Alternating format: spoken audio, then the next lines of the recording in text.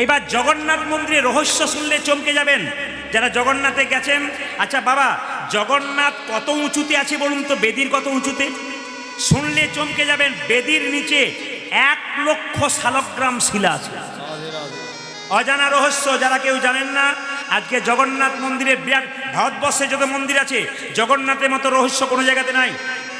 যে বেদির উপরে জগন্নাথ দেব আছে, ওই বেদির নিচে 1,00,000 শালগ্রাম শিলা আছে। জগন্নাথ যার উপরে বসার আছে, যার উপরে বসানো আছে তিনি হচ্ছেন দক্ষিণাকালী যন্ত্র। এবার আপনি বৈষ্ণব বলবেন না শাক্ত বলবেন? জোরে বলুন। কিসের উপর বসে আছে? জোরে বলুন। দক্ষিণাকালী যন্ত্রের উপরে বসে আছে। আর বলরাম কোথায় বসে? সুভদ্রা কোথায় বসে আছে? ছিন্নমস্তা। আর সুভদ্রা ভবানী দেবীর উপরে। এগুলো লক্ষ্য করতে হবে। জগন্নাথ মন্দিরে যদি যান তাহলে দেখবেন সিঁড়িটা যে আপনার উপরে ওঠেন জগন্নাথ মন্দিরে, ওটাকে 22 পাইচা বলে, কিন্তু গুণে দেখবেন ওটা 22 পাইচা নয়, ওটা কিন্তু 18 পাইচা। 18টা সিঁড়ি আছে। ব্যাসদেব 18টা সিঁড়ি করলেন কেন? 18টা কেন করলেন? নাম দিয়েছে 22 পাইচা, কিন্তু 18টা সিঁড়ি কেন? কুরুক্ষেত্রের যুদ্ধ হয়েছিল কতদিন? জোরে বলুন। 18 দিন। পুরাণ কটা আছে? জোরে বলুন। 18 পুরাণ। যুদ্ধে সৈন্য কত ছিল? 18 অক্ষর। এই 18টা লক্ষ্য করে 18টা সিঁড়ি করা হয়েছে। বিরাট রহস্য আছে। আপনারা হাত তুলে আমাকে দেখাবেন কারা কারা পুরীর জগন্নাথ গেছেন। এখন আমি কিন্তু পরীক্ষা করে নিচ্ছি কারা কারা যাচ্ছেন, হাত তুললেন। এইবার কিন্তু আপনাদের বলে দেবো আপনারা একজনাও যান নাই, মানে গেছেন কিন্তু যাওয়া হয় নাই, দেখেছেন কিন্তু দেখা হয় নাই। একটু বলে দিই, একজন ব্যক্তি আমায় জিজ্ঞেস করছে, আমি 365 দিনের মধ্যে 300 দিন কীর্তন শুনি দাদা, একটা জিনিস ছাড়তে পারলাম না। বলে কি? বিড়ি খাওয়া ছাড়তে পারলাম না। মানে আপনি কীর্তন শুনছেন কিন্তু বুঝছেন না। জগন্নাথ মন্দিরে গেলেন, আপনি সমুদ্রে সাঁতার কাটলেন, আনন্দ করলেন, ঘোড়ার উপরে চাপলেন, ক্যামেরা করলেন, খাজা খেয়ে চলে এলেন, গজা খেয়ে চলে এলেন, কিন্তু জগন্নাথকে দেখতে গিয়ে ঠিক মতো দেখলেন।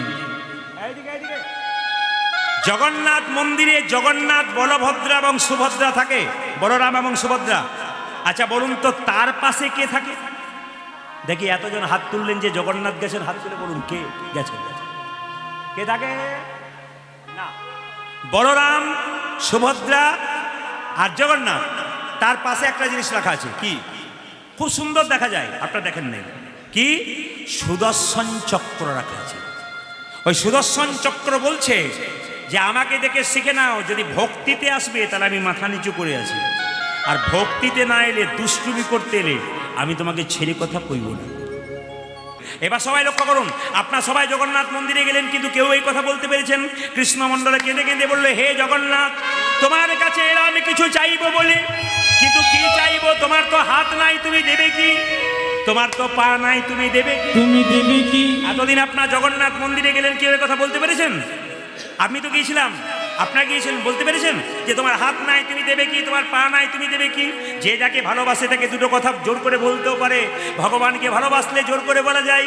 কৃষ্ণমণ্ডল জগন্নাথ মন্দিরে প্রণাম করে বলছে, ওগো জগন্নাথ, তোমার কাছে কি চাইব? তোমার তো হাত নাই, তুমি দেবে কি? তুমি দেবে কি? তোমার পা নাই, তুমি দেবে কি? দেবে কি? কিন্তু জগন্নাথ কি সুন্দর উত্তর দিলেন দেখুন, ওরে কৃষ্ণমণ্ডল, আমার হাত নাই, তোকে দিয়ে জগৎকে শিখিয়ে দিলাম আমার হাত নাই, এই হাত আমার নাই, তোদেরকে দিলাম কর্ম করার জন্য। কি সুন্দর উত্তর দেখুন, আমার হাত নাই কিন্তু হাত তোদেরকে দিলাম কর্ম করার জন্য। দুরকমই কর্ম আছে, একটা কুকর্ম, একটা সুকর্ম। সুকর্ম কোনটা? হরিনামে এসে একটু হাততালি দিলেন, ভগবানের নাম করলেন, এটা সুকর্ম। কোনো ভিখারি বৈষ্ণব এসেছে, তাকে একটু হাত দিয়ে সেবা করালেন, এটা সুকর্ম। যদি জয়দেব মেলাতে কেউ কোনোদিন যান তাহলে দেখতে পাবেন যিনি কয়েকশো কোটি টাকার মালিক, তিনি একদিন সেবা দেন, আর ভিখারি মানুষরা যখন সেবা নেয় তখন ওদের পাতাগুলো কোটি টাকার মালিকটা ফেলে ফেলে দেয়। শিখতে হবে ওরা কি করছে আর আমরা কি করলাম। কয়েকশো কোটি টাকার মালিক একদিন সেবা দেয়। ভিখারি মানুষ, বৈষ্ণব মানুষ যখন বসে বসে সেবা পায় তখন জোরে জোরে গিয়ে বলে, পাতাটা ফেলবেন না, আমি ফেলব। যে টাকার গদিতে বসে আছে সে একদিন জয়দেব মেলায় এসে সেবা দিচ্ছে, পাতা ফেলছে, আর আপনারা আমরা কাউকে দেখতে পেলে ছিছি করে নাকে কাপড় চাপা দিয়ে চলি। ওরা কোথায়, আমরা কোথায়? পৃথিবীতে বড় বড় মানুষ যারা আছে তারা সবাই ভগবান ভজনা করে। মহাত্মা গান্ধী এলাহাবাদ কোর্টের ব্যারিস্টার ছিলেন, শুনলে চমকে যাবেন। টাকার ওপরে যার ছবি আছে, তিনি সকালবেলায় গীতা পড়তেন, তারপর যেতেন। আমার এলাকায় একটা ডাক্তার আছে, আমি নাম করব না, মাত্র 35 বছর বয়স, জীবনে প্যান্ট শার্ট পরে নাই, পাঞ্জাবি আর পাজামা পরে আসে।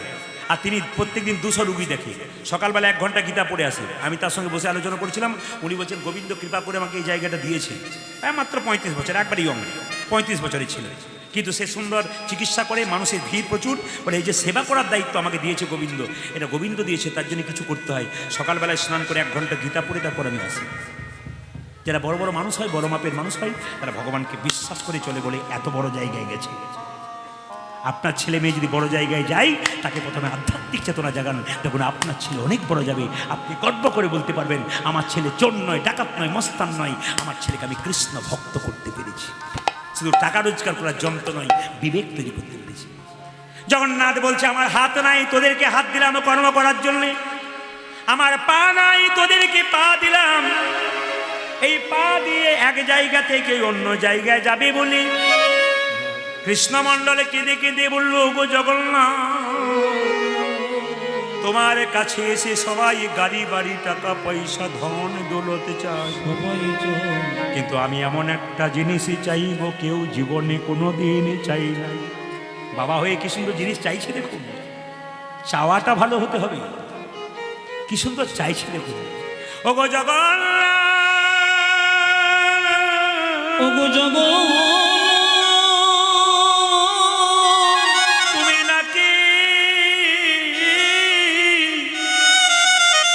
তুমি নাকি জগতের না, আমার এই চোখের জল দিয়ে তোমার চরণে সেবা করল। ও গো জগন্নাথ, আমি গাড়ি চাই না, বাড়ি চাই না, টাকা চাই না, পয়সা চাই না, আমি কি চাই জানো? আমায় একটা কৃষ্ণ ভক্ত সন্তান দাও। ও গো জগন্নাথ,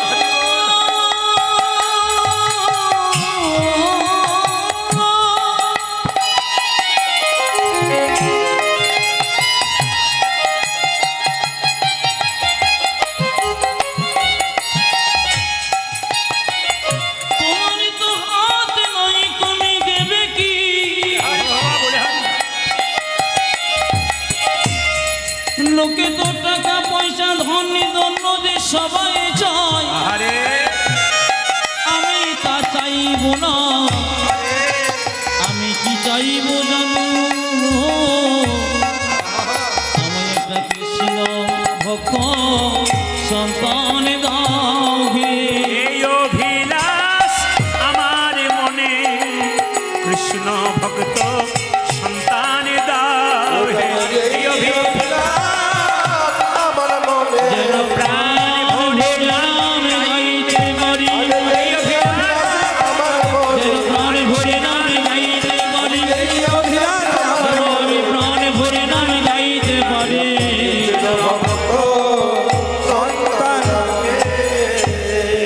রাজা দশরথ একবার যুদ্ধে গিয়েছিল, তো তার আঙ্গুল একটা ঘা হয়ে গেছিল, সবাই তাকাবেন। কবিরাজ বলল, তোমার এই যে ঘাটা আছে না, এই ঘাটা ভালো হয়ে যেতে পারে একটা কাজ করলে। বলে কি? তোমার 3 জন স্ত্রী আছে, কৌশল্যা, কৈকেয়ী আর সুমিত্রা। এরা 3 জনের মধ্যে একজন যদি আঙ্গুলটা মুখে ভরে চুষে চুষে পরিষ্কার করে দিতে পারে, তবে তোমার আঙ্গুল ভালো হতে পারে। বাবা সবাই মন দিয়ে শুনবেন, ধীরে ধীরে। আমি যে এখন দেখবেন মায়েরা, আপনার মন দিয়ে শুনবেন। এখন কৌশল্যা, কৈকেয়ী, সুমিত্রার মধ্যে যে কোনো একজন আঙ্গুলটা পরিষ্কার করলে তাকে সতী নারী বলা হবে। আচ্ছা মায়েরা এতজন কীর্তন শুনতে এসছেন, কিছু মনে করবেন না। আপনার স্বামীর আঙুলে যদি ঘা হয়, কবিরাজ যদি বলে বা ডাক্তার বলে যে আপনার স্বামীর আঙুলটা মুখে দিয়ে পরিষ্কার করে দাও, আপনার কে কে পরিষ্কার করতে পারবেন? হাত তুলে দেখবেন, দেখি, তাকিয়ে দেখুন, তাকিয়ে দেখুন কত ভালোবাসা দেখুন, খুব তো খুব দিচ্ছেন সোনার গহনা, দেখুন তাকিয়ে দেখুন, একজন হাত তুলে দেয়। বলছি কে কে পারবেন আপনার স্বামীর যদি দেখুন একজন হাত তুলেছে, দুই চারজন তুলে দিয়েছে, এই পাশে সব দেখে দেখে দেখছে ওইদিকে তুলেছে, আমাদেরও তোল সব একসঙ্গে যা হয়। কিন্তু যারা ডবল ডবল এসছে, যার স্বামী এসছে, স্বামী স্ত্রীতে কীর্তন শুনতে এসছে, ও আড়াল থেকে দেখছে আমাদের এটা দেখছে, কিন্তু ওই জন্য তুলে দিচ্ছে যে একবার তুলে দিয়ে হয় হবে। আমি তো বলতে পারবো, জোরে বল রাধা রানী কি। আচ্ছা মায়েরা, কৌশল্যা, কৈকেয়ী, সুমিত্রার মধ্যে, তবে জেনে রাখুন সবচাইতে রাজা দশরথ তিনজন রানীর মধ্যে কৌশল্যাকে বেশি ভালোবাসত, দ্বিতীয় ভালোবাসত সুমিত্রাকে, আর তৃতীয় ভালোবাসত কৈকেয়ীকে। খুব একটা ভালো চোখে দেখতো না, কিন্তু এখানে ভালো করে শুনে নিন, লাল কালিতে দাগ দিয়ে দেবেন। আপনার সংসারে আপনি যাকে সবচাইতে বেশি বিশ্বাস করেন, শেষ জীবনে ওই লোকটাই প্রথম আপনার জীবনে বিশ্বাসঘাতকতা করে। লিখে নিয়ে যান, আমার কথাটা প্রদীপ পরে কথাটা মিলিয়ে দেবেন। যাকে ভাবছেন শেষে আমাকে দেখবে, এছাড়া আমার কেউ নাই, দেখবেন ওই প্রথম আপনার জীবনে বেঈমানি করেছে। আর যার উপর ভরসা করেন নাই, সেই দেখবেন আপনাকে দেখবে। প্রমাণ দেখুন। দশরথ বলল কৌশল্যা, এই আঙুলটা পরিষ্কার করতে পারবে? স্বামী, পারবো না, অন্য যা বলবে সবকিছু করবো, ওটা পারবো না। হ্যাঁ সুমিত্রা, তুমি দিদি যা বলেছো তাই, আমি পারবো না। যে পারবে তাকে ডাকে নাই। কৈকেয়ী এসে বলছে স্বামী দেখি দেখি দেখি দেখি দেখি দেখি দেখি দেখি তোমার আঙুলটা দেখি, দেখি তুমি পরিষ্কার করবে? হ্যাঁ। মেয়েদের সবচেয়ে দামি জিনিস স্মৃতিসিন্ধুর হাতের শাখা। কি বললো কৈকেয়ী? স্বামী তুমি যদি চলে যাও পৃথিবীতে, আমার স্মৃতিসিন্ধুরের হাতের শাখার দাম নাই। কৈকেয়ী বলল তুমি বেঁচে থাকলে তবে তো আমরা থাকবো, দাও দেখি তোমার আঙুলটা দেখি। আচ্ছা মায়েরা কিছু মনে করবেন না, এই যে দুর্গা পূজা আপনাদের হয়তো সিঁদুর খেলেন, জোরে বলুন, বলবেন কিন্তু। আচ্ছা মায়েরা বাঁদিকে বলুন, সিঁদুর খেলেন? সিঁদুর কিন্তু খেলার জিনিস নয়, সিঁদুর হচ্ছে শ্রদ্ধার জিনিস, ভক্তির জিনিস। সিঁদুর খেলতে খেলতে সিঁদুর যদি মাটিতে পড়ে যায়, স্বামীর আয়ু ক্ষয় হয়, স্বামীর অমঙ্গল হয়, ওটা আগে জানতে হবে। সিঁদুর ভক্তির সঙ্গে নিতে হয়। এক চিমটি সিঁদুরের কি দাম, আপনার পাশের বাড়িতে যে মেয়েটা বিধবা হয়েছে একমাত্র সেই জানতে পারছে এক চিমটি সিঁদুরের কি দাম।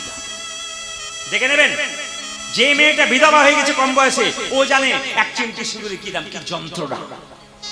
ওই যে সিঁদুরকে অবহেলা করবে। পরশু তারিখে যেখানে গান গাইছিলাম, যার বাড়িতে মাসা ছিলাম, 21 বছরের মেয়ে এরকম করে আঁচলটা পেতে সিঁদুর নিচ্ছে, আর সিঁদুরটা আঁচলে পড়ছে। সিঁদুর নেওয়ার পর আমাকে প্রণাম করছে, ওদের বাড়িতে মাসা প্রণাম করছে, এসে বলছে বাবা প্রণাম করলাম। বললাম তোমাকে সিঁদুরটা নেওয়া শেখালো কে? বলছে আমার মা। আঁচলটা নিয়েছো কেন? সিঁদুর পড়ে গেলে স্বামীর অমঙ্গল হবে। আমরা তোমার মাকে যদি পেতাম না, একটা প্রণাম করতাম। তুমি আশ্চর্য মেয়ে তৈরি করেছো, যাকে আপনি ভালো জিনিস শিখে গেলেন। মায়েরা কীর্তন শুনতে আসবেন কেন? আপনি তো মা, আপনার মেয়েকে আপনার ছেলেকে আচার বিচার শেখাবেন, আপনার দায়িত্ব আছে। বাবারা কীর্তন শুনতে এসছেন কেন? আপনার ছেলে মেয়েকে সঙ্গে নিয়ে এসছেন কেন? আপনার ছেলে মেয়ে কৃষ্ণ ভক্তি করতে। আপনি 50,000 টাকা 1 লাখ টাকা ছেলের জন্য রেখে গেলেন, কিন্তু মাথায় রাখতে হবে ছেলের জন্য টাকা রাখার আগে ছেলেকে কেমন তৈরি করে গেলেন ওটা আপনাকে বিচার করতে হবে। ছেলেকে ভালো তৈরি করে দিতে হবে। সবাই শুনে রাখুন, কৈকেয়ী যখন আঙুলটা পরিষ্কার করলো মা, তখন কৈকেয়ীকে বলল শোনো তোমাকে আমি আশীর্বাদ করলাম, 2টো বর দেব, তুমি নিয়ে নাও। কৈকেয়ী বলছে স্বামী তোমার সেবা করবো, তো আমার বরের কি দরকার আছে? বলছে না না তুমি চেয়ে নিও সময় মতো। সবাই লক্ষ্য করুন, কৈকেয়ী চলে গেল। রাজা দশরথ সিংহাসনে বসে আছে, হঠাৎ দেখছে এখানকার চুলটা পেকেছে আর রাজমুকুটটা হেলে গেছে। তার মানে কি? এবার রামকে রাজা করতে হবে। বাবা বয়স্ক বাবা যারা কীর্তন শুনছেন, এখানে পেছনে আগে যারা আছেন একটু মন দিয়ে শুনবেন। আপনার সংসারে আপনার রাজমুকুট হেলেছে, আপনি বুঝবেন কি করে বলুন তো? আপনার বয়স হয়ে গেছে তো, তা আপনার সংসারে আপনার রাজমুকুটটা হেললো কি করে বুঝবেন? আপনি গ্রীষ্মকালে বাড়ি ফিরলেন, আপনার বৌমাকে 1 গ্লাস জল চাইলেন, 1 ঘন্টা পর যখন 1 গ্লাস জল আসবে, তখন বুঝবেন আপনারও রাজমুকুট হেলতে শুরু করেছে। এই জন্য তখন দায়িত্ব কাকে দেবেন? ছেলেকে। রামকে রাজা করবে, সবাই খুশি। কৈকেয়ী ফুলের মালা গাচ্ছে রামের গলায় পরাবে বলে, পেছন থেকে একটা মেয়ে কৈকেয়ীকে কানে কানে বলছে কৈকেয়ী কি করছিস? মালা গাচ্ছি। কার জন্যে? রামের জন্য। রাম রাজা হবে। তখন মেয়েটি বলল রাম রাজা হবে তো তোর কি গেল? কৌশল্যা হবে রাজমাতা, তুই তো ভিখারিনী হবি। দরকার নাই। রাজা দশরথের সেবা করেছিলি, দুটো বর পাওনা ছিল, একবারে রামচন্দ্রের 14 বছরের বনবাস চেয়ে নে, একবারে পুত্র ভরতের সিংহাসন লাভ চেয়ে নে। দেখি তো আপনারা একবার হাত তুলে বলুন তো, যে মেয়েটা কানে বিষ ঝাড়লো এই মেয়েটার নাম কি? জোরে বলুন, একটু জোরে বলুন, অসুবিধা নেই, বলুন। হ্যাঁ, বাহ বাহ, ভেরি গুড ভেরি গুড, একটু জোরে বলুন। মায়েরা কে? এমন ভাবে বলছেন যে আপনাদের পাড়ার মেয়ে বোধহয়। আরে মন্থরা। মন্থরা কি করলো? কই ফুলের মালা গাচ্ছে রামের গলায় পরাবে, কানের মধ্যে বিষ ঢাললো। আপনারা গল্প করে, আপনারা কীর্তন শুনছেন, আপনার কানের পাশে দিয়ে কেউ গল্প করে, বুঝবেন মন্থরা পাঠিয়েছে বসে আছে। ওদের দিকে তাকাবেন, আপনার সর্বনাশ হয়ে যাবে। বলছে সংসারে কেউ যদি বিষ খায়, হসপিটালে গেলে বেঁচে যেতে পারে, কিন্তু এই কানের দিকে বিষ নেই মা, গোটা সংসারটা নষ্ট হয়ে যেতে পারে। ওই জন্য বারবার অনুরোধ করবো, বিষ নেবেন না, হরিনাম নামক অমৃত নিন, আপনার সংসার ভালো চলবে, আপনি ভালো থাকবেন।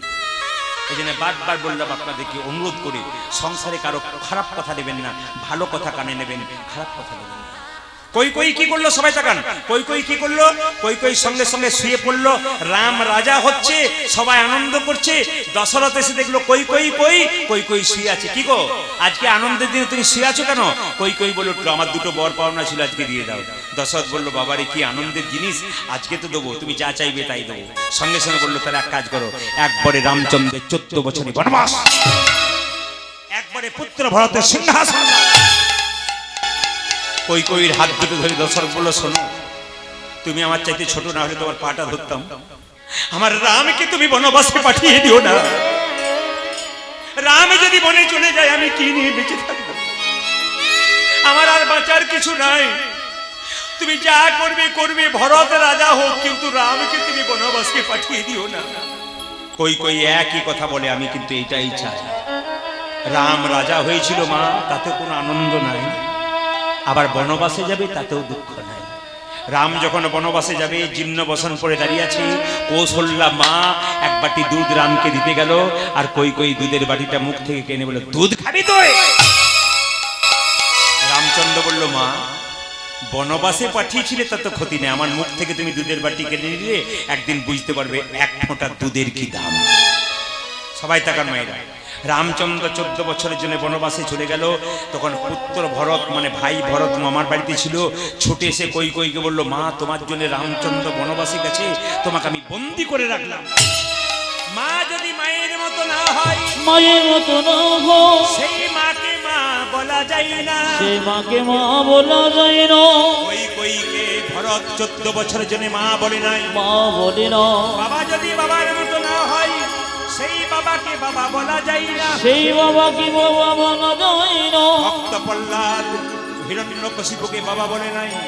গুরু যদি গুরুর মতো না হয়, সেই গুরুকে গুরু বলা যায় না, সেই গুরুকে গুরু বলা যায় না। কইকে 14 বছর ধরে বন্দি করে গিয়ে ভরত ছুটে গিয়ে রামকে বলল, দাদা আমি সিংহাসনে বসবো না, তুমি থাকতে। শুনবেন, এখানে যার 2 ভাই কীর্তন শুনতে এসেছেন বা 3 ভাই আছেন, শাস্ত্র বলছে সংসারে ভাইয়ে ভাইয়ে সম্পর্ক হলো বড় ভাই বাবার মতো আর ছোট ভাই ভাইয়ের মতো, ছেলের মতো। এরকম সম্পর্ক কোনো সংসারে থাকলে বিবাদ বাঁধবে না। বড় ভাই থাকবে কি বাবার মতো, আর ছোট ভাই থাকবে ছেলের মতো, এরকম সম্পর্ক থাকতে হবে। রাম বলল, শোন আমি ফিরে যাব না, তুই সিংহাসনে বস।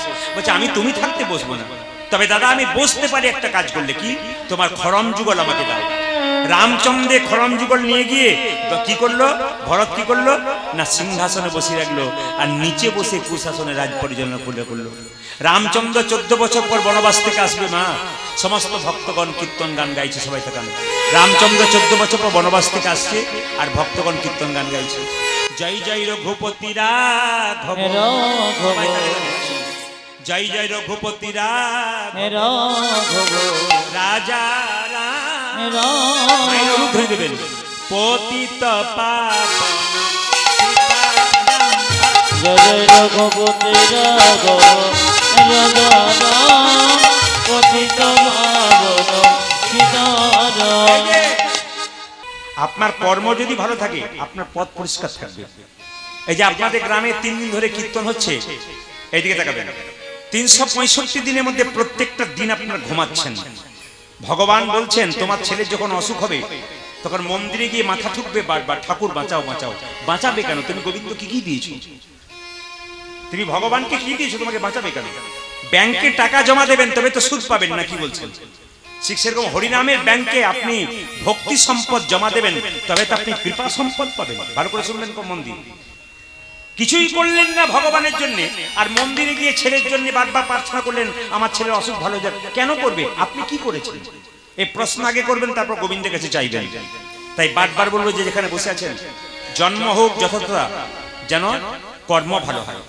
দেখুন আপনি দাঙ্গাপাড়াতে জন্ম নিয়েছেন, এখানে স্বামী পেয়েছেন, পুত্র পেয়েছেন, কন্যা পেয়েছেন, এখানে মারা যাবেন, আপনার জন্ম বাঁকুড়াতে হবে, ওখানে আপনি স্বামী পুত্র কন্যা আলাদা পাবেন। আবার ওখানে মারা গেলেন, আপনার জন্ম হয়ে যাবে বীরভূমে, ওখানে স্বামী পুত্র কন্যা আলাদা পাবেন। কিন্তু বলুন তো ভগবান কি আলাদা পাবেন? আপনি যেখানেই জন্ম নেবেন ভগবান কিন্তু একই পাবেন। এই জন্য ভগবান এক, আমরা আলাদা। আমরা শুধু সংসার করতে এসেছি। কেন? এখানে পুতুল খেলার মতো খেলছেন। আপনার যখন সময় শেষ হবে আপনাকে নিতাই গৌর হরিবল বলে চলে যেতে হবে। এই যে সবাই লক্ষ্য করুন, উত্থান একাদশীর জন জন্ম নিল। 12 মাসের মধ্যে 3টে মাস খুব দামি। ভালো করে শুনবেন মায়েরা। একটা হচ্ছে মাঘ মাস, একটা হচ্ছে কার্তিক মাস, একটা হচ্ছে বৈশাখ মাস। এখন বোধহয় জ্যৈষ্ঠ মাস চলছে নাকি? না না, আপনারা বলবেন না, এদেরকে জিজ্ঞেস করছি। আমি যখন বললাম এখন বোধহয় জ্যৈষ্ঠ মাস চলছে, তখন একজন জিজ্ঞেস করছে তুই বল কি মাস চলছে এখন? আষাঢ় মাস, বৈশাখ মাস। আচ্ছা আচ্ছা, বেশ, এখন বৈশাখ মাস চলছে। কিছু মনে করবেন না। মাঘ মাসটা বিখ্যাত কেন মায়েরা শুনে নিন। মাঘ মাসে ভোরবেলায় ঘুম থেকে উঠে স্নান করে যে গোবিন্দের মন্দিরে মঙ্গল আরতি করতে পারে, সারা বছর তার কিছু করার দরকার হবে না, যদি মাঘ মাসে সারাটা মাস। কিন্তু অনেকে তো সকাল 9টা ছাড়া ঘুম থেকে উঠতেই পারে না, করবে কখন? আমরা সুযোগ দিয়েছে পণ্ডিতরা, আমরা তো নিতে পারছি না। কিন্তু যারা পরম বৈষ্ণব আছেন ওরা দেখবেন ভোরবেলায় ঘুম থেকে উঠে দেখবেন মঙ্গল আরতি করছে। আপনি নবদ্বীপ মায়াপুরে চলে যান, আমি বৃন্দাবনে গেছিলাম, দেখতে পেলাম একাদশীর দিনে বৃন্দাবনে যেন উৎসব পড়ে গেছে। একাদশী মানে আনন্দের ব্যাপার, আর অনেক জায়গাতে একাদশী মানেই বুঝতে পারে না, কিছু মনে করবেন। তাহলে মাঘ মাস একটা গুরুত্বপূর্ণ, বৈশাখ মাসটা গুরুত্বপূর্ণ কেন? আর কিন্তু বৈশাখ মাসে বেশি দিন নেই, মা 29, 30, 31 আর 3টে দিন আছে। বলছে বৈশাখ মাসে আপনার বাড়িতে কোনো ভিখারি যদি যায়, সেই ভিখারিকে ভিক্ষা দেবার আগে একবার জিজ্ঞেস করবেন, বাবা একটু জল শরবত পেয়ে তারপর যাবেন। বৈশাখ মাসে কোনো ভিখারি দরজায় গেলে, কোনো অতিথি এলে তাকে শুধু মুখে ঘোরাবেন না, কিছু দিয়ে তারপর পাঠাবেন। তবে আপনার বৈশাখ মাসটা আপনার কাছে গুরুত্বপূর্ণ। আর নইলে আপনি যদি চিনতেই না পারেন, এই জন্য কীর্তন শুনতে আসতে কেন? কিছু জানতে পারবেন না। আর আপনি কীর্তন শুনলেন, কিছুই জানলেন না, 3 ঘন্টা বসবেন প্রদীপ পালের কাছে, আপনার আইডিয়া থাকবে আমি কি পেলাম, আমাকে হিসাব করতে হবে। আর আমি কিছুই পেলাম না, গান শুনে ঘর চলে গেলাম, আপনার লাভ না। শুনে নিন যে যেখানে বসে আছেন, বৈশাখ মাসটা গুরুত্ব কেন মা বলে দিলাম, বুঝতে পেরেছেন তো? আর 3টে দিন আছে। কোনো ভিখারি বৈষ্ণব দরজায় গেলে আপনি কি করবেন? তাকে জল সেবা করবেন। অন্ন সেবা করলে খুব ভালো, না পারলে জল সেবা করবেন। 2, 3 কার্তিক মাসটা গুরুত্বপূর্ণ কেন? কার্তিক মাসটা দামোদর মাস, ওই মাসটা নিয়ম সেবার মাস। বৃন্দাবনে যদি কেউ যান কার্তিক মাসে, তাহলে দেখতে পাবেন ভোর 4টে থেকে লাইন দেবেন, সন্ধ্যে 6টা পর্যন্ত শ্যামকুণ্ডে, রাধাকুণ্ডে স্নান করতে পারবেন না, এত ভিড়। এমনি সময় গেলে স্নান করতে পারবেন, কিন্তু কার্তিক মাসে পারবেন না। আর কার্তিক মাসে বহু ভক্ত আসে বৃন্দাবনে, প্রচুর জিনিস দেয়। আমাদের গ্রাম থেকে একজন লোক প্রত্যেক বছর কার্তিক মাসে বৃন্দাবন যায়। ওকে জিজ্ঞেস করি তুমি কার্তিক মাসে যাও কেন? বলছে কত লোক আসে, কম্বল টাকা পয়সা নিতে পারি না, দিয়ে আবার চলে যাই। বললাম তুমি রাধারানীর সঙ্গে দেখা করো না? রাধারানীকে কে দেখা করো? আমি তো কম্বলের জন্য যাই। কম্বলের জন্য গেলে হবে মায়েরা? এরকম লোক বহু আছে। তাহলে কার্তিক মাসটা হচ্ছে শ্রেষ্ঠ মাস। আবার দেখুন 12 মাসে 24টা একাদশী আছে, তার মধ্যে কিন্তু শ্রেষ্ঠ একাদশী হচ্ছে উত্থান একাদশী। আর সেই দিন কিন্তু সুদামা জন্ম নিল। এখন যারা কীর্তন শুনছেন, বৈষ্ণব ভক্ত আছেন, যারা জ্ঞানী আছেন, তারা শুনে সুদামা পূর্বজন্মে কে ছিল? পদকর্তা বলছে তার ভরত এসে জন্ম নিল, ভরত এসে জন্ম নিল, তার ভরত এসে জন্ম নিল, ভরত এসে জন্ম নিল। সুদামা হলো ভরত এসে জন্ম নিল। ওই থেকে এসে সুদামা হলো তার ভরত এসে জন্ম নিল, জন্ম নিল। দেশে জন্ম নিল ঠাকুরেতে জন্ম নিল ভরা দেশে জন্ম নিল দেশে জন্ম নিল আবার শুভ কাটিবা উত্তনে একাদশী জননীর সুধা মানে জননীর সুধা মানে শুনলে চমকে যাবেন যে হরিনাম কাদের কাদের ভালো লাগে না। এটা রামকৃষ্ণের কথা, আমার কথা নয়। মায়েরা, একজন মেছেনি মানে মেয়ে ছেলে, সে মাছ বিক্রি করতে গেছে অনেক দূর গ্রামে। সবাই শুনবেন, মাছ বিক্রি করতে। হ্যাঁ, মেয়েদের একটা লক্ষ্য কি বলুন তো, যদি কেউ কীর্তন শুনতে আসে, যতই কীর্তনিয়া ভালো কথা বলো, খালি দেখবে কি পড়ে এলো। এইটা দেখবেন মেয়েদের খুব ভালো। হ্যাঁ যতই কীর্তনে ভালো কথা বলুন, দুই চারজন দেখবে দেখবে কি পরে এসেছে, শাড়ি পরেছে মানে কি শাড়ি পরেছে, কি পরেছে আর কি, এরকম ব্যাপার থাকে। আপনাদের এখানে নাই, অন্য জায়গায় জন্য বললাম না। যে করেছে সে বুঝতে পেরেছে, আমাকেই বলছি বেটা। হ্যাঁ, এইদিকে তাকাবেন। মেছেনি মাছ বিক্রি করতে গেছে, এগুলো কিন্তু পরমহংসদেবের কথা, আমার কথা নয়, রামকৃষ্ণদেবের কথা। মেছেনি মাছ বিক্রি করতে গেছে বহুদূর গ্রামে। এখন গ্রামে যেতে যেতে বাড়ি যখন ফিরবে তখন সন্ধে হয়ে গেছে। মা, একটা বিরাট বড় ফুলের বাগান, খুব সুন্দর ফুলের বাগান। ওখানে মালিকে বললো, মালিক আজ আমি বাড়ি যেতে পারবো না, তা তোমার বাগানে আমাকে থাকতে দেবে? মালিক বললো, ঠিক আছে, আমার বাগানে তুমি আজকে থেকে যাও। সবাই লক্ষ্য করো, মায়ের কি বিক্রি করতে গেছিল জোরে বলুন? সাপ বিক্রি করতে গেছিল? ও, মাছ বিক্রি করতে। আচ্ছা, মাছ বিক্রি করতে গেছিল, ফুলের বাগানে চুপচাপ শুয়ে আছে, কিন্তু এত সুন্দর ফুলের গন্ধ, সুগন্ধ, ওরা ঘুম আসছে না। খালি এপাশ ওপাশ করছে। মালি বলছে, মেছেনি তোমার ঘুম আসছে না? বলছে, তোমার বাগানে যা ফুলের সুগন্ধ, আমার ঘুম আসছে না। বলে, ঘুম কি করে আসবে? বলে, একটু জল দেবে? বলে, হ্যাঁ দেবো। যে ঝুড়িতে করে মাছ নিয়ে গেছিল, জলটা নিয়ে ওই ঝুড়িটাতে ঝেপে দিয়েছে, আর ঝুড়ির সেই মাছের আঁশের গন্ধে মেছেনি নাক ডেকে ঘুমোতে শুরু করেছে। এর থেকে কি বুঝলেন? সংসার রূপ মাছের গন্ধ, আঁশের গন্ধ যার নেওয়া আছে অভ্যাস, তার কখনো হরিনাম রূপ ফুলের গন্ধ ভালো লাগে না, কোনো মতে ভালো লাগে না। হরিনামের ফুলের গন্ধ কাদের ভালো লাগে না? যাদের সংসারে আঁশের গন্ধের নাক বিবর হয়ে আছে, তাদের ভালো লাগে না। তা আসুন, আজকে আমরা জানতে চাই আপনাদের কাছে, এই সাধুগুরু বৈষ্ণব আপনারা কীর্তন শুনতে এসছেন, একটা কথা শুধু বলে যাব, কীর্তন শুনবেন, যা করবেন, বৈষ্ণবকে সম্মান দেবেন। যেখানে বৈষ্ণবের সম্মান হয় না, সেখানে কীর্তনই হয়। এই যে বাবারা, বৈষ্ণব বাবারা এসেছেন, আপনাদের পাশে বসেছেন, বলুন তো কোনো অহংকার আছে? উনি তো এখানে বসতে পারতেন, আপনাদের পাশে বসলেন কেন? ত্রিনাদপি শুনি চেন তরিব সহিষ্ণুনা অমানেন মান দেন কীর্তনীয় সদা হরি। 1000 টাকা নিয়ে গেলে হিরণপুর বাজারে আপনার বৈষ্ণব সাজা হয়ে যাবে।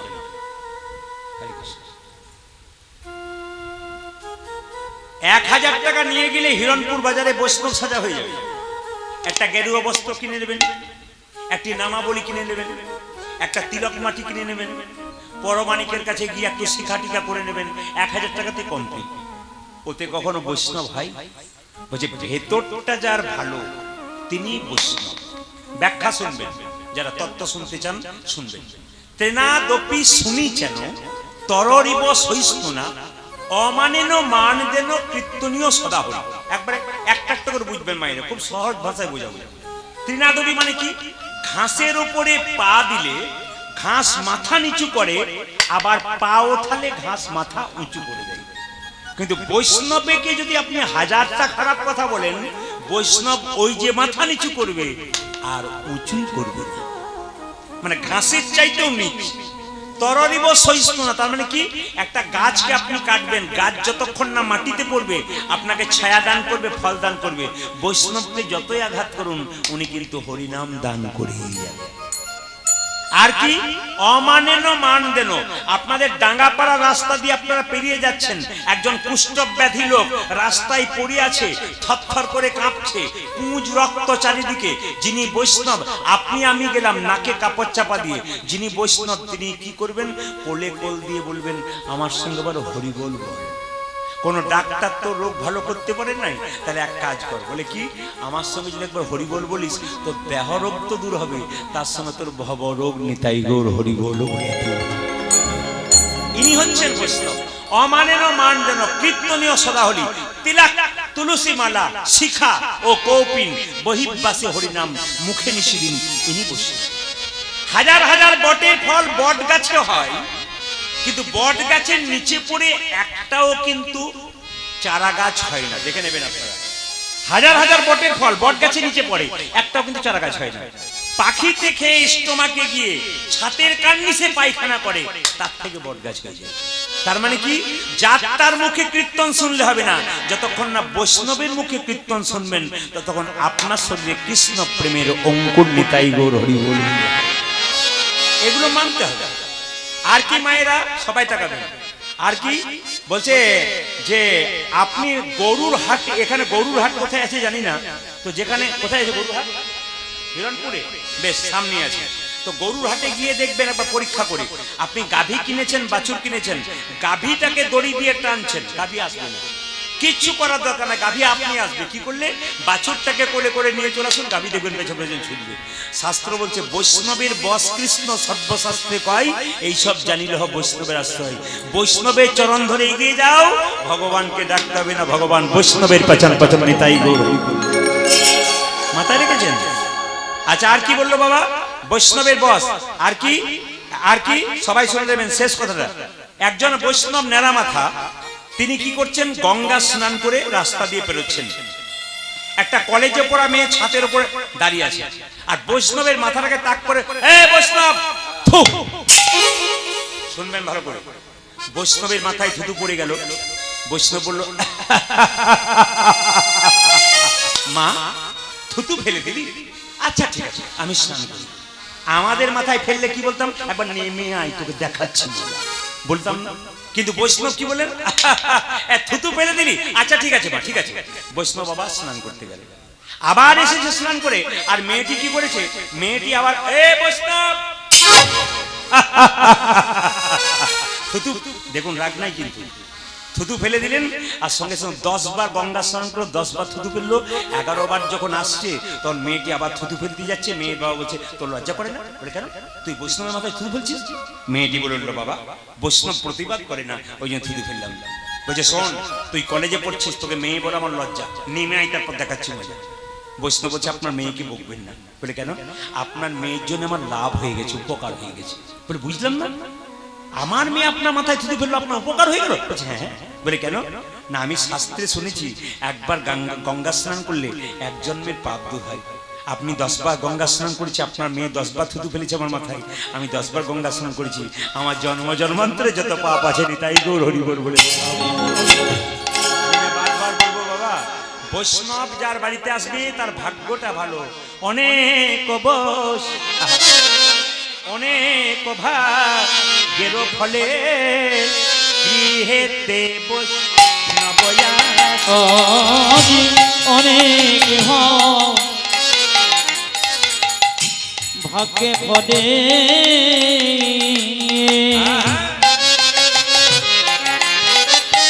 আমার গৃহে দেব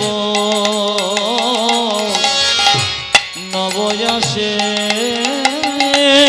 অনেক ভাগ্যের ফলে গৃহেতে বৈষ্ণবয়া, অনেক ভাগ্যের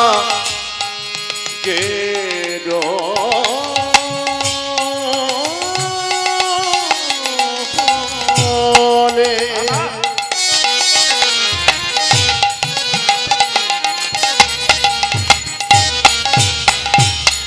গৃহেতে নবমীরে, যে গৃহে হয় বৈষ্ণবের সেবন, বৈষ্ণব গৃহে হয় বৈষ্ণবের সেবন, গৃহে হয় বৈষ্ণব সেবন, ছাড়িয়া বৈষ্ণবের সেবা নিস্তার পেয়েছে কিবা, আজ ছাড়িয়া বৈষ্ণবের সেবা নিস্তার পেয়েছে কিবা, ছাড়িয়া বৈষ্ণবের সেবা নিস্তার পেয়েছে কিবা, ছাড়িয়া বৈষ্ণবের সেবা নিস্তার পেয়েছে কিবা, তার প্রমাণ যুধিষ্ঠিরাজন তার প্রমাণ যুধিষ্ঠিরাজন আয় তার প্রমাণ যুধিষ্ঠির তারি প্রমাণ যুধিষ্ঠির বৈষ্ণব সেবার করো আয়োজন তোমরা বসে না সেবা করো আয়োজন বৈষ্ণব সেবার করো আয়োজন তোমরা বৈষ্ণব সেবা আজি কোন আয়োজন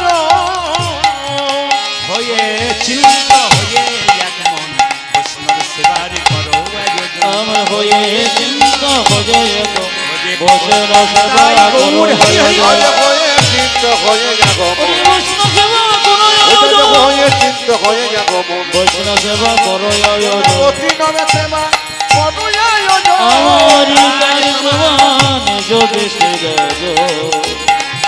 তারি প্রমাণ যুধিষ্ঠির মহাপ্রভুর জন্ম কবে হয়েছিল? ডাঙ্গাপাড়াতে বহুদিন ধরে কীর্তন হচ্ছে। আজ থেকে 13 বছর আগে আমি একবার এসেছিলাম, ইনারা বলেন, আর আমারও মনে পড়ে আমি এসেছিলাম, কিন্তু আমার ঠিক ঠিক এই জায়গাটা মনে আসছে না, তবে যেখানে বাসা ছিলাম সেই জায়গাটি আমার মনে আছে। তো যাই হোক, এখন কথা হচ্ছে মহাপ্রভুর জন্ম কবে হয়েছিল কেউ জানেন? যীশু খ্রিস্টের জন্মদিনে কেক কাটাকাটি হয়, বাচ্চাদেরকে মা বলে কেক কাট, কেক খা, আজকে যীশু খ্রিস্টের জন্মদিন।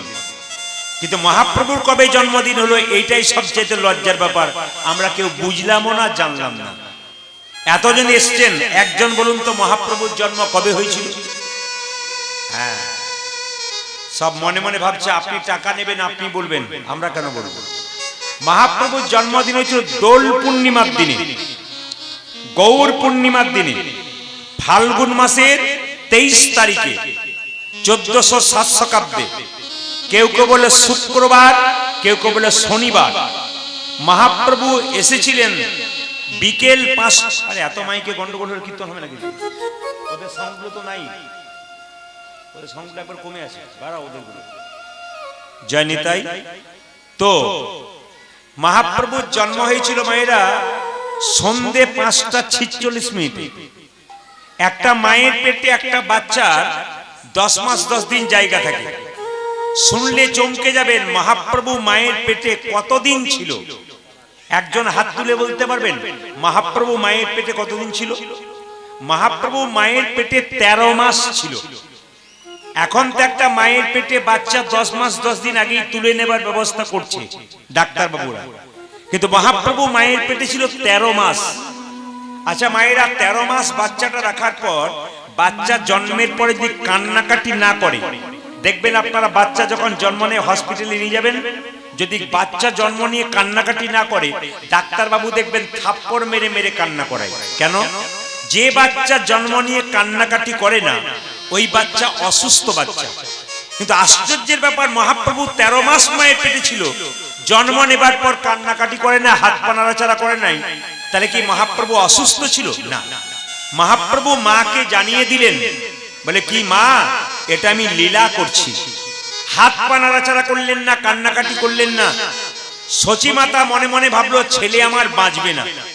তো সচী মাতা একটা বিশ্বাস ছিল, বাড়িতে একটা নিম গাছ ছিল, তা মনে মনে ভাবছে আতুর ঘরটা নিম গাছের নিচেই করি। বলে কেন? জম যদি আমার ছেলেকে নিতে আসে তাহলে তেতোর ভয়ে পালিয়ে যাবে, তাই আতুর ঘরটা নিম গাছের নিচেই করেছি। জেনে নেবেন সবাই। এই জন্যে সচী মাতা ছেলের নাম রেখেছিল নিমাই। জগন্নাথ মিশ্র নাম রেখেছিল বিশ্বম্ভর। শুনলে চমকে যাবেন, সচী মাতা 8টা মেয়ে জন্ম দিয়েছিল, 8টাই মারা গেল। এবং তারপরে যে ছেলেটা জন্ম নিল তার নাম বিশ্বম্ভর, ও তো বিশ্বরূপ, ও সন্ন্যাস নিয়ে চলে গেল। তারপর মহাপ্রভু জন্ম নিলেন। এইবার দেখুন, মহাপ্রভুর মা সচী মাতা, তার নাম রাখলেন নিমাই, বাবা নাম রাখলেন বিশ্বম্ভর, আর কাঁচা সোনার মতো গায়ের রং, নাম হলো গৌরাঙ্গ। আর যখন তিনি সন্ন্যাস নিলেন কেশব ভারতীর কাছে, নাম হলো শ্রীকৃষ্ণ।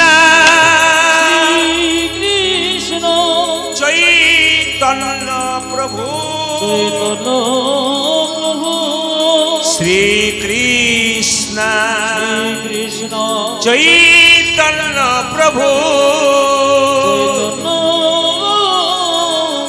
প্রভু শ্রী মানে কি শ্রীকৃষ্ণ চৈতন্য। এইদিকে এইদিকে মোবাইল বন্ধ করে কীর্তন শুনুন। শ্রী মানে কি সুন্দর, আর কৃষ্ণ মানে কি আকর্ষণ, আর চৈতন্য মানে চেতনা। যিনি প্রত্যেকটা জীবের মধ্যে কৃষ্ণ নামে চেতনা জাগান তিনি শ্রীকৃষ্ণ চৈতন্য প্রভু। দেখুন যারা কীর্তন শুনতে এসছেন তারা ভেবে নিয়ে না এমনি এসেছেন। পূর্ব জন্মে আপনাদের সুকৃতি ভালো ছিল তাই আসতে পেরেছেন, আর যাদের পূর্ব জন্মের কর্ম খারাপ ঘরে বসে আছে কীর্তন শুনতে আসতে পারলেন না। যাদের কৃপা আছে মহাপ্রভু তারা আসতে পারলেন, আর যাদের কৃপা নাই তারা আসতে পারলেন না। এই জন্য মহাপ্রভুর গুণকীর্তন শুনতে এলে চুপচাপ বসতে হয়। কেন? ভগবান আমাদের কান দিয়েছে কটা মায়েরা? কান কটা দিয়েছে? চারটা। কান কটা? চারটা দিয়েছে। যাক আপনাদের প্রণাম। আমি যখন বলেছি চারটা কান দিয়েছে মায়ের, চারটা দিয়েছে। চারটা দিয়েছে। আমি যাই না মায়েদেরকে বললাম কান দিয়েছে কটা? চারটা। তখন দু চারজন চারটা দিয়েছে। কি ভক্তি! চারটা দিয়েছে। কান কটা দিয়েছে? কান দিয়েছে দুটো, আর মুখ দিয়েছে কটা? যেটা বলুন একটা। তাহলে বলতে বেশি বলেছে না শুনতে বেশি বলেছে ভগবান? বলতে বেশি বলেছে না শুনতে বেশি বলেছে? শুনবে বেশি আর বলবে কম। যে সংসারে বেশি বলে তার দেখবেন ঝগড়া বেশি হয়, আর যে দেখবেন কম বলে আর বেশি শোনে ও দেখবেন শান্তিতে থাকে। তাই শুনবেন বেশি বলবেন কম, এটা ভগবান নিজেই বুঝিয়ে দিয়েছেন। এবার আপনারা ব্যবহার করবেন যে যেমন পারেন। মহাপ্রভু এলেন, পদকর্তা বর্ণনা করলেন, শ্রী গৌরাঙ্গ প্রেমের ঠাকুর প্রেম বিলাপে এলো নদিয়ায়। সে গৌরাঙ্গ প্রেমের ঠাকুর প্রেমে বিলাতে এলো নদিয়ায়। শ্রী গৌরাঙ্গ প্রেমের ঠাকুর প্রেম বিলাপে এলো নদিয়ায়। শ্রী গৌরাঙ্গ প্রেমের ঠাকুর বেলাতে এলো নদিয়া। রাধা প্রেমে পরা তনু, রাধা রাধা প্রেমে গড়া তনু, আজ রাধা প্রেমে গড়া তনু। অন্তরে যার শ্যামরাই রাই।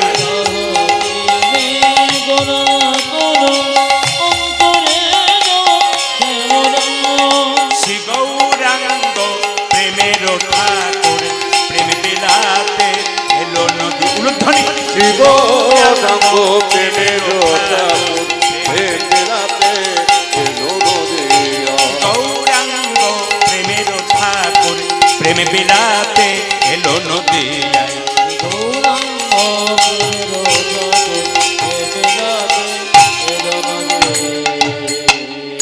মহাপ্রভু এলেন, নিতাই চাঁদকে ডাকলেন, দাদা প্রত্যেকটা জীবের দ্বারে হরিনাম দাও।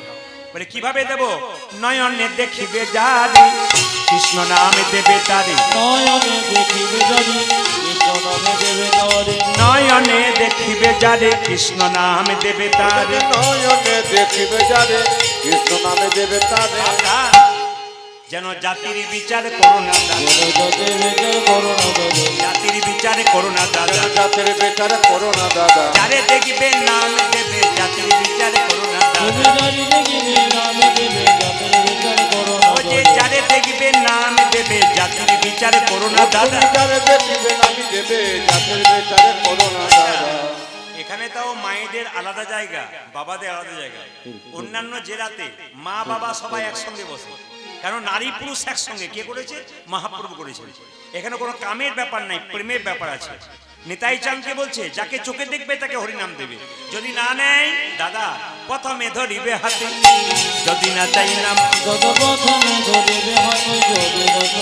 হ্যাঁ, প্রথমে ধরিবে হাতে, যদি না চাই নাম নিতে।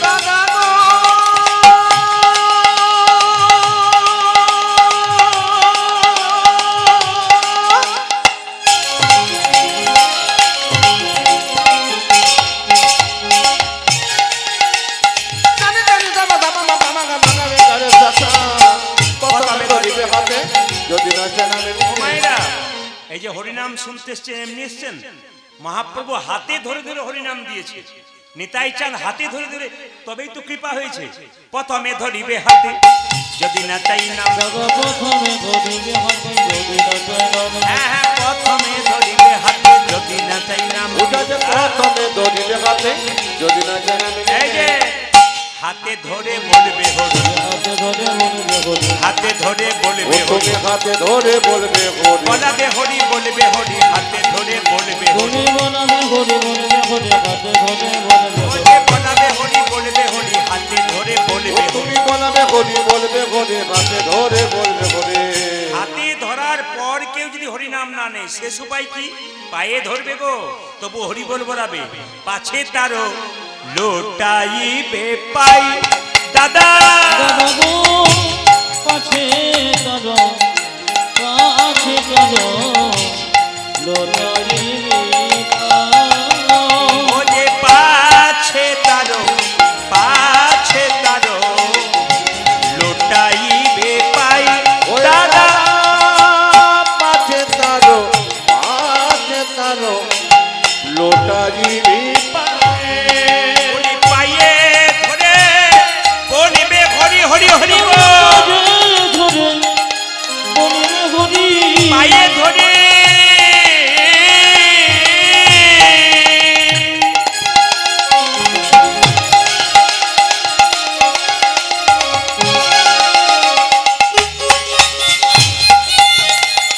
ও দাদা পায়ে ধরে তুমি বলবি হরি ও যে বলাবে হরি বলবে হরি, পায়ে ধরে বলবে হরি। তুমি বলো এই মিনতি তোমায় ও তুমি বলাবি হরি বলবি হরি ও তুমি বলাবি হরি বলবি হরি ও দাদা পায়ে ধরে বলবি হরি পাছে তারো, পাছে তারো লোটাইবে হাত তুলে বলুন গৌরাঙ্গ মহাপ্রভু কি। না না, জয়টা মাঝে মাঝে দেবেন, কেন বলুন তো? এখানে যারা কীর্তন শুনতে এসছেন, কেউ কেউ মাঝে মাঝে উল্টো পাল্টা খাওয়া দাওয়া করেন, মানে করেন, তাই তো? এই জন্য কিছু মনে করবেন না, জীব অপবিত্র হয়, তাই যত জীব অপবিত্র হয় যদি জোরে জোরে জয় বলেন তাহলে অপবিত্র জীব পবিত্র হয়। কিংবা ধরুন আরেকটা হয় কি বলুন তো, যে হয়তো আপনি কাউকে একটা খারাপ গাল দিয়েছেন, খারাপ গাল কাউকে দিয়েছেন, আপনি বুঝতেই পারেন না, তাহলে আপনি অপবিত্র হয়ে গেল জীব, তখন আপনি পবিত্র করার জন্য জয় দিতে হয়। মহাপ্রভু সেজন্য বারবার বলছে যেখানে হরিনাম হবে সেখানে জয় দাও। একবার জয় দিন তো, রাধা রানী কি। এত জোরে দেবেন যেন হিরণপুর পর্যন্ত যায়, যেন শ্যাম সুন্দর কি। হ্যাঁ, বেড়েছে বেড়েছে, আরো বাড়বে। মদন মোহন কি, হ্যাঁ, হরিবাসর কি, সাধুগুরু বৈষ্ণব কি, ভালো লাগছে কি। না না, মহাপ্রভুকে, আমাকে গৌরাঙ্গ মহাপ্রভুকে একবার জোরে বলুন, নিতাই চাঁদ কি। বেশ, কিছু মনে করবেন না। কারা কারা দীক্ষা নিয়েছেন হাত তুলবেন তো। দীক্ষা, দীক্ষা মানে গুরুমন্ত্র, গুরুমন্ত্র কারা নিয়েছেন হাত তুলবেন, হাত তুলবেন গুরুমন্ত্র। আচ্ছা বেশ বেশ, এবার হাতটা নামান। এবার শুনে নেবেন মায়েরা, গুরু যাকে তাকে করা চলবে না। এইদিকে, গুরু কিন্তু যাকে তাকে করা চলবে না। একবারে পরিষ্কার কথা, আমার কথা নয়, রামকৃষ্ণ পরমহংসদেবের কথা। তিনি বলছেন পানি পিও ছানকে আর গুরু করো জানকে। আমার কথা নয়, ব্রজে বৃন্দাবনের কথা। এ কথা রামকৃষ্ণ দেব বলেছে, যাকে তাকে গুরু করবে না। শুনবেন ভালো করে, খুব মজার কথা আছে কিন্তু। যাকে তাকে গুরু করবে না। বাজার থেকে 50 টাকার জিনিস কিনতে গেলে 5 বার ভাবছেন নেব কি নেব না। যাকে গুরু করবেন তার আগে ভাববেন উনাকে গুরু করব কি করব না। শাস্ত্রে বলা আছে অজ্ঞান তিমিরান্ধস্য জ্ঞানাঞ্জন শলাকয়া। তার মানে কি, গুরুদেব আপনার ভেতরের অজ্ঞান আঁধারটা দূর করে জ্ঞানের শলাকা জ্বালিয়ে দেবে। তো গুরুর যদি জ্ঞান না, এদিকে, গুরুর যদি জ্ঞান না থাকে আপনার অজ্ঞান আঁধার দূর করবে কি করে? মায়েরা, আপনাদের বাড়িতে কেউ মারা গেছে, আপনি 15 দিন অসহ্য পালন করবেন। তা কি করে করবেন ওটা কার কাছে জানবেন? গুরুর কাছে জানবেন। আর গুরু যদি না জানে, না পড়াশোনা করে, ওরকম গুরু করার কোনো লাভ নেই। ওই জন্য গুরু করবে বেছে বেছে, যাকে তাকে গুরু করবে না। যাদের শাস্ত্র জ্ঞান আছে তাকে গুরু করবে, আর শাস্ত্র জ্ঞান নাই তাকে গুরু করে লাভ নেই। শরীরে রোগ হয়েছে, পাকা ডাক্তার দেখান, রোগ সারবে। আর কাঁচা ডাক্তার দেখান, রোগ তো বাড়বে। ওই জন্য ভালো গুরু করুন, জীবনে লাভ আছে, নইলে ক্ষতি আছে। আচ্ছা, এবার আপনাদের বুঝিয়ে দিই মায়েরা, গুরু আপনার বাবা হয়তো, জোরে বলবেন, হ্যাঁ হু কিছু বলবেন। যদি হ্যাঁ হু বলেন তাহলে বলবো, না বাদ দিয়ে দেবো। গুরু আপনাদের বাবা হয়তো, জোরে বলুন মায়েরা, হয়তো। আচ্ছা, গুরু যদি বাবা হয়, কিছু মনে করবেন না। আপনার বাবা যখন আপনার বাড়িতে আসে তখন মিষ্টি টিষ্টি নিয়ে আসে তো? জোরে বলুন হ্যাঁ না না, নিয়ে আসে অবশ্যই, ফলমূল মিষ্টি মেয়ের জন্য। তাহলে গুরু যদি আপনার বাবা হয়, গুরু যখন আপনার বাড়ি আসে, থলেটা খালি নিয়ে আসে না ভর্তি করে আসে? জোরে বলুন, কি করে আসে? খালি থলে নিয়ে আসে আর ভর্তি করে নিয়ে যায়।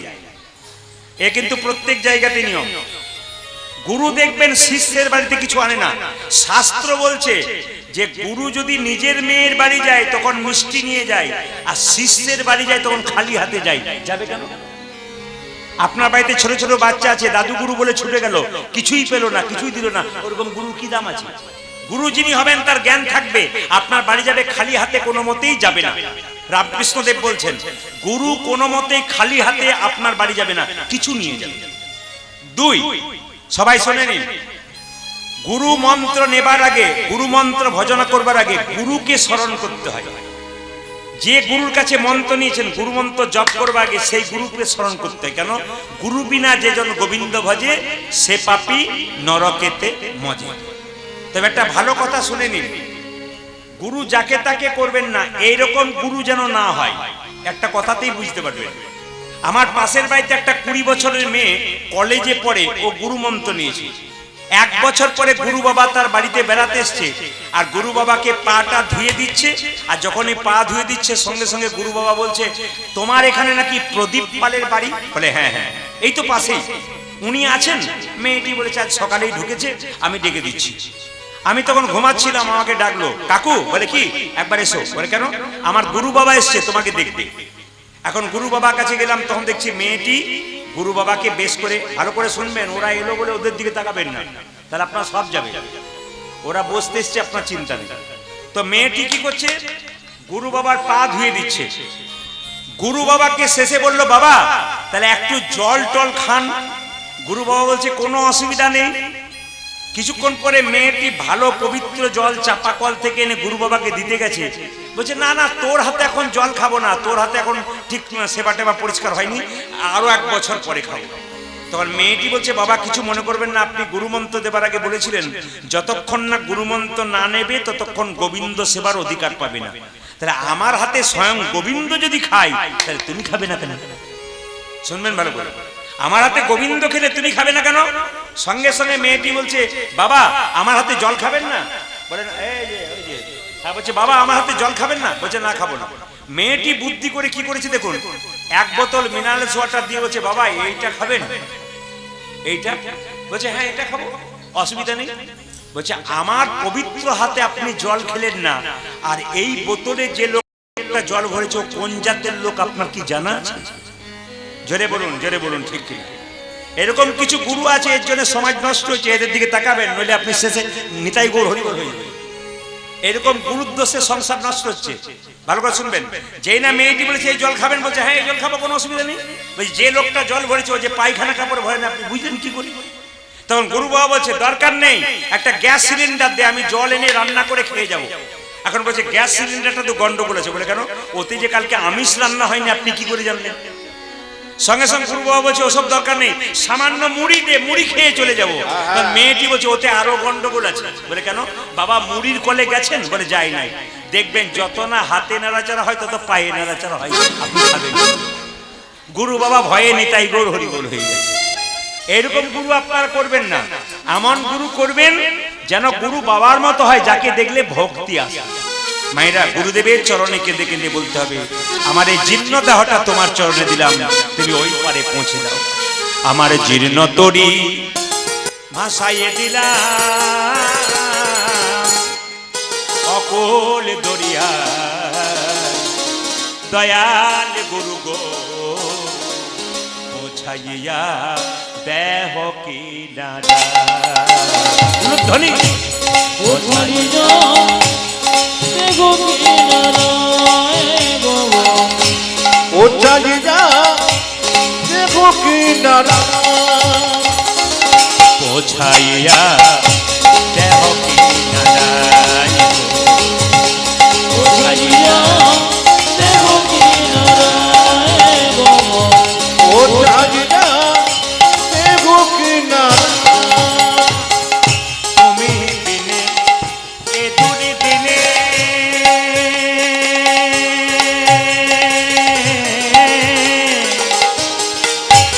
ও গুরু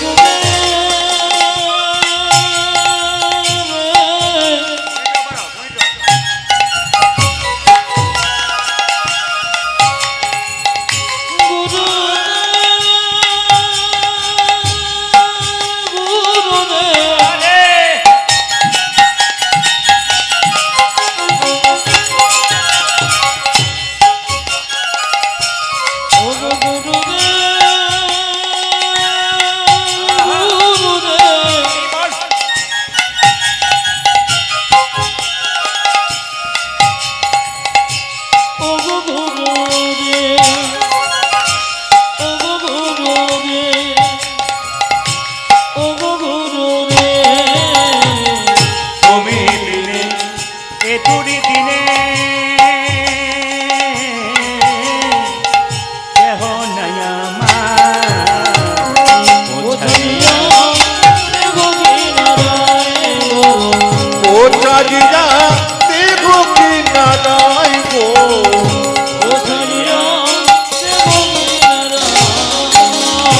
মহাপ্রভু কি করলেন নিতাই চাঁদকে নিয়ে জীবের দ্বারে হরিনাম দিলেন কিভাবে দিচ্ছেন অধম পতিত জীবের দ্বারে দ্বারে গিয়া অধম পতিত জীবের দ্বারে দ্বারে গিয়া আজি অধম পতিত জীবি নারে নারে গিয়া যে মহামন্ত্র হরিনাম দিচ্ছেন বিলাইয়া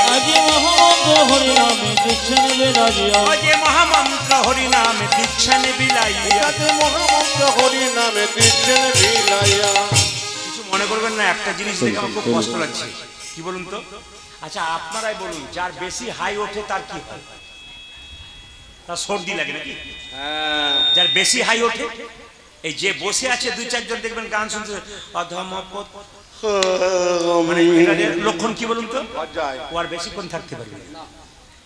ওর হয়ে গেছে ডাক্তারবাবু সিগন্যাল দেখেই বুঝতে পারে কি রোগ হল আমি সিগন্যাল দেখেই বুঝতে পারছি এই দুই চারজনকে দেখতে পাচ্ছি যে হাই তুলেছে সে জিভ কাটছে তাহলে আমার দিকে তাকাচ্ছে বোধহয় না না ফাঁকিবাজ ছেলের দিকে তো মাস্টার মাসে বেশি তাকায় অধম পতিত জীবের দাঁড়ি দাঁড়ি গিয়া অধম পতিত জীবের দাঁড়ি দাঁড়ি গিয়া যদি অধম পতিত জীবি নারে নারে গিয়া মন্ত্র হরিনাম দিচ্ছেন বিলাইয়া মহামন্ত্র হরিনাম দিচ্ছেন বিলাইয়া উঠাতে মহামন্ত্র হরি নামে দিচ্ছেন বিলাইয়া যারে দেখে তারে বলে দন্তের তিন ধরি যারি দেখি তারি বলি দন্তি দিন ধরি যারে দেখে তারে বলে দন্তের তিন ধরি যদি যারে দেখে তারে বলে তন্ত্রে তৃণ ধরি এ আমারে কিনিয়ে লহ বল গৌর হরি হরি আজকে আমারে কিনিয়ে লহ বলে গৌর হরি ও যে আমারে কিনিয়ে লহ বল গৌর হরি যদি আমার কিনিয়া লোক বল গোবর ভরে কে কিনিবি রে তোরা কে কিনবি রে কে কিনিবি রে যাচাইবি তাই পাবি কে কিনিবি তোরা যাচাই বিচাই পাবি কে কিনবি রে যাচাইবি তাই পাবি কে কিনিবি রে তোরা যাচাই বিতায় পাবি কে কে নিবি রে আমি বিনামূল্যে বিকাইব কে কিনিবি আমি বিনা বলে গাইব কে কিনবি রে আমি বিনামূল্যে বিকাইব ধর্ম অর্থ কামে আমি বক্ষ বিনা বলে আজ ধর্মর্থ কাম্য আমি বিনা বলে আজ গাইব ধর্মর্থ কাম্য আমি বিনা বলে দেখো গাইব ধর্মর্থ কাম্য বিনা বলে গাইব কে কে নিবি রে আমারে কিনিয়ে লহ বলে গৌর হরি যদি আমার কিনিয়া লোক বল গোবর এই যে বীজের মধ্যে বৃক্ষ আছে চোখে না যায় দেখা আজ বেঁচে মধ্যে বেগয়াছি চোখে না যায় দেখা বীজের মধ্যে বৃক্ষ আছে চোখে না যায় যায় না। যে বিষের মধ্যে বৃক্ষ যাচ্ছে চোখে না যায় সেই রকম নামের মধ্যে নামি আছে হৃদয় পটে আজ নামের মধ্যে নামে আছে হৃদয় পটে আগুন নামের মধ্যে নামি আছে হৃদয় পটে যাদের নামের মধ্যে নামি আছে হৃদয় ঘটে আকাশ যেই নামে সেই কৃষ্ণ ভজন নিষ্ঠা করি যেই নামে সেই কৃষ্ণ ভজন নিষ্ঠা করি যেই নামে সেই কৃষ্ণ ভজন নিষ্ঠা করি সেই নামে সে কৃষ্ণ ভজন নিষ্ঠা করি যে নামের সহিত আছে না আপনি শ্রী আজ নামের সহিত আছে আপন সে হরি নামের সহিত আছে না আপনি শ্রী হরি। নামের সহিত আছে না পনি জীবনে আচ্ছা জ্বর হলে জিভটা তেতো তেতো লাগে না মিষ্টি মিষ্টি লাগে জোরে বলুন কোনটা লাগে আপনাদের কোনটা লাগে জ্বর হলে জিভটা মিষ্টি মিষ্টি লাগে হ্যাঁ হ্যাঁ দুই চারজন মনে মনে ভাবছে আপনি যা বলার বলবেন আমাদের কি বলার দরকার আছে জিভটা কেমন কেমন লাগে মাইরা তেতো লাগে আচ্ছা জিভ যদি দুই চারজন কিন্তু খুব সুন্দর উত্তর দিচ্ছে তবে ভয়ে ভয়ে দিচ্ছে আপনাদের অভ্যাস নেই তো আসলে আমি পশ্চিমবাংলার প্রত্যেকটি জেলায় জেলায় যাই আমি রাজ্যে রাজ্যে যাই দেশের বাইরে যাই এই জন্য আপনাদের কাছে নিবেদন করলে প্রত্যেকটি জায়গাতে ভক্ত দেখানোর অভ্যাস আছে কিন্তু আপনাদের ঝাড়খণ্ডের মায়েদের একটু লজ্জা একটু বেশি কিন্তু অন্যান্য জায়গার মায়েরা কিন্তু জোর করে বলে তেতো লাগে মিষ্টি লাগে জোরে জোরে বলে দেয় কোনো অসুবিধা নাই বলবার সুযোগ আজকে দিয়েছি আপনি আজকে বলবেন বলুন তেতো লাগে না মিষ্টি লাগে জোরে বলুন হ্যাঁ এই যে বলছেন আপনার বাঁ দিকে বলবেন তেতো লাগে না মিষ্টি লাগে তেতো লাগে আচ্ছা আচ্ছা বেশ তেতো জিভে প্রথমে চিনি দিলে মিষ্টি হয় তেতো জিভে চিনি দিলে মিষ্টি হয় হয় না আচ্ছা চিনি খেতে খেতে খেতে খেতে তেতো জিভ মিষ্টি হয় মহাপ্রভু একটা দামি কথা বলেছেন যার হরিনাম ভাল লাগে না সে কি করবে একবার শুনলে হবে না একবার বললে হবে না বারবারে বলবে বারে বারে বলবে বারে বারে বলবে বারে বারে বলিবে মধুমাখা হরিনাম বারে বারে বলবে আজ মধুমাখা হরি নামে বারে বারে বলবে বারে বারে শুনবে আর বারে বারে বলবে তোমরা বারে বারে শুনবে আর বারে বারে বলিবে বারে বারে শুনবে আর বারে বারে বলবে তোমরা বারে বারে শুনবে যে মধুমাখা হরিনাম তোমরা বারে বারে শুনবে আজ সুধা মাখা হরি নাম তোমরা বারে বারে শুনবে আজ মধু মাখা হরি আজ নাম বারে বারে শুনবে আজ সুধা মাখা হরি নাম বারে বারে শুনবে বারে বারে বলিবে খেতে না হয় তোমার প্রেমের অভিষেক। ও যাতে দেখে কেন হয় তোমার প্রেমের অভিজ্ঞতা